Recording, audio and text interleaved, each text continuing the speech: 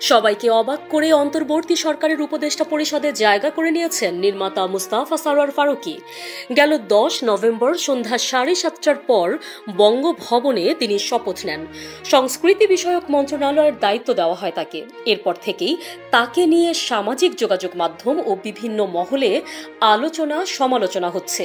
ফারুকীকে উপদেষ্টার দায়িত্ব দেওয়ায় সমালোচনা হচ্ছে সরকারেরও।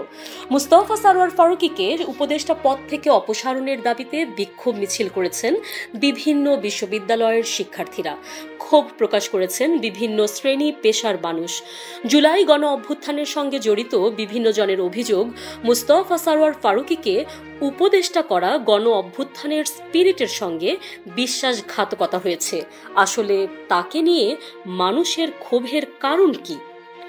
মুস্তাফা সরোয়ার ফারুকী বিভিন্ন সময়ে তার লেখায় ও ফেসবুক পোস্টে শেখ মুজিবুর রহমান ও শেখ হাসিনার প্রশংসা করেছেন, যার ফলে গত 15 বছর প্রিয়ভাজন ব্যক্তিত্ব ছিলেন পতিত আওয়ামী লীগ সরকারের।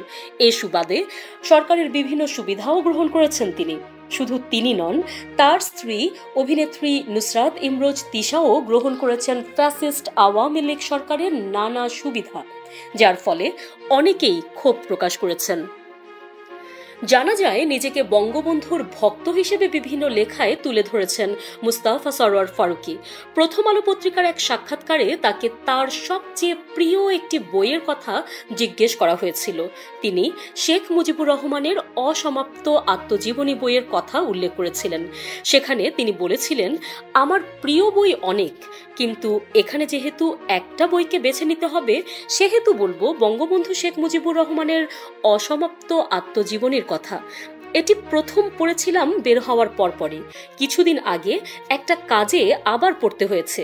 বইটি আমার খুবই প্রিয়, কারণ এটি আমার নিজেকে চিনতে সাহায্য করেছে।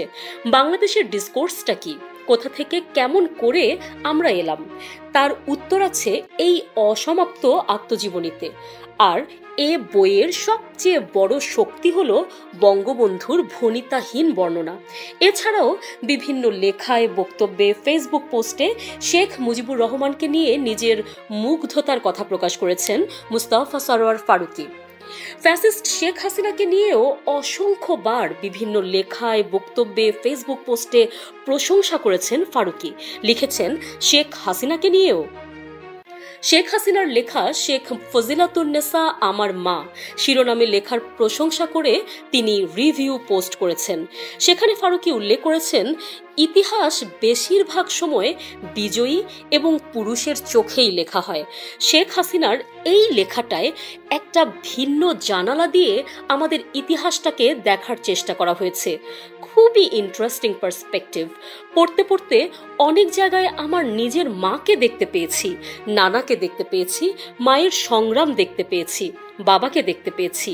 পার্থক্য হইল, বঙ্গবন্ধু রাজনৈতিক কারণে কয়েকদিন পরপর জেলে যাইতেন, আর আমার বাবা ব্যবসায় ধরা খাইতেন। দুই সময়ই বিরুদ্ধ স্রোতের মুখে সিনা টান করে তরি সামলাইতেন মা। বাংলার বধূ এবং মায়েদের ইতিহাস বোধহয় সব কালেই এক। দল মত নির্বিশেষে পড়তে পারেন। ফেসবুকে অসংখ্যবার তিনি আওয়ামী লীগ সরকারের প্রশংসা করে পোস্ট করেছেন। পতিত সরকারের বিভিন্ন মন্ত্রী ও গুরুত্বপূর্ণ ব্যক্তিদের প্রশংসা করে ও ছবি দিয়ে পোস্ট দিয়েছেন। এরকম অসংখ্য পোস্ট এখন ফেসবুকে ঘুরছে, সমালোচনা করছে ফারুকী।